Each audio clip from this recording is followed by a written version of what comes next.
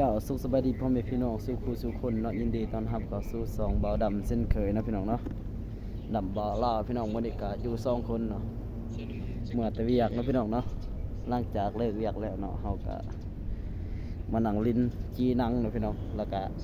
กินเบียร์จากปอง2ปองกันแล้วกันปิงไฟพี่น้องอันนี้แม่นเขตบนที่เฮาเฮ็ดเวียกเนาะอันนี้แคมป์ของเฮาเนาะวันพักเนาะแคมป์ที่เฮาพักเนาะตึกที่เฮาพักแม่นตึกนี้เนาะนี่สถานที่บอนที่เวียกเนาะตอนนี้ก็เวียกของเฮาก็แล้วเนาะเฮาก็เลยมานั่งลิ้นเนาะนั่งกินเหล้ากินเบียร์เป็นว่า เอามาเบิ่งบรรยากาศเลยเนาะพี่น้องเป็นอะไรเนาะสิถ่ายให้เฮาหอมเลยพี่น้อง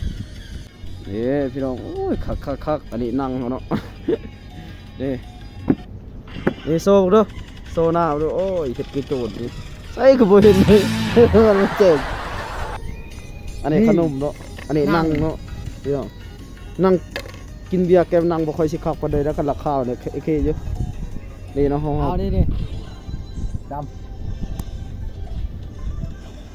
โอ้ยแน่นอนหลายนี่นะอันนี้บอนแม่นที่บอนที่เฮาเฮ็ดเวียกเนาะบอนวังตัดเนาะพี่น้องก็เวลาว่างเนาะเฮาก็สิเฮ็ดเวียกแล้วมาแต่เอาใหม่เมื่อแต่เอาใหม่อีกอย่างเนาะไปเอาใหม่โพนบักไก่เพิ่นเมื่อยฟอนย้อนอารมณ์เพิ่นว่า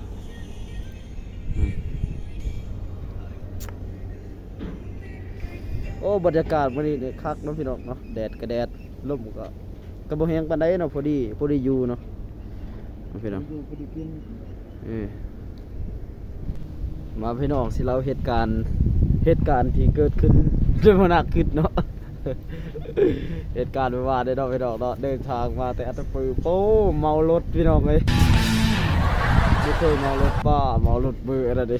เมารถเมื่อวานเนี่ยโอ้แก่นลายปอดหาของแตนเบิร์ดโอ้จะชิว่าใดๆแล้วบ่ได้ใหญ่สำนี้แล้วยังเมารถพี่น้อง ไม่เคยเมารถเราจะเกิดมาเพราะเมื่อวานแล้วเมารถแล้วกี่จนหอนวังตัดนี่โอ้ยกินข้าวก็บ่ค่อยแซ่บปานใดพี่น้องก็บ่อยากกินเลยข้าวน้ำตามปากโอ้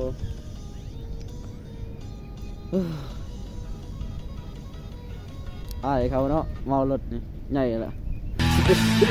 ต้องมาตุ่มเนาะ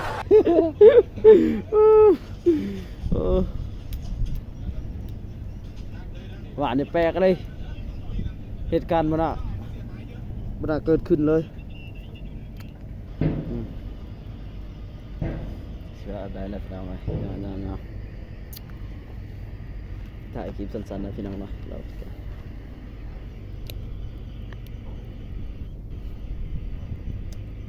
มาเด้อพี่น้องเด้อไปวางเด้ออันนี้แน่ๆวิ่งไฟนำกันนี่โอ้คักพี่น้องเลยแล้วก็ไปกินขนมนำกันนี่นั่งกินเบียร์นี่มาเด้อตอนนี้บ่มีหมู่กินนำนี่ กิน2คนเดี๋ยวมันบ่ค่อยสมวนปานใดนะพี่น้องไปอย่างมาแล้วมาเด้อบ่มาก็แล้วไรซ้อนแล้วได้นี่เด้อสำหรับคลิปนี้ก็บ่มีหยังมากมายเด้อพี่น้องเนาะก็แม่นสิจบเพียงเท่านี้ไปก่อนเนาะพี่น้องเนาะมักบ่มักก็อย่าลืมกดไลค์กดแชร์เพื่อเป็นกำลังใจในคลิปต่อไปเนาะบ่ให้พลาดเนาะคลิปต่อไปเนาะบายเจอกันคลิปใหม่ let's go คลิปใหม่เนาะก็อย่าลืมฝากติดตามทางช่อง YouTube และ Facebook นำในเด้อพี่น้องเดี๋ยวกดไลค์กดแชร์นะเพื่อเป็นกำลังใจในคลิปต่อไปนะสิบอกให้เรีย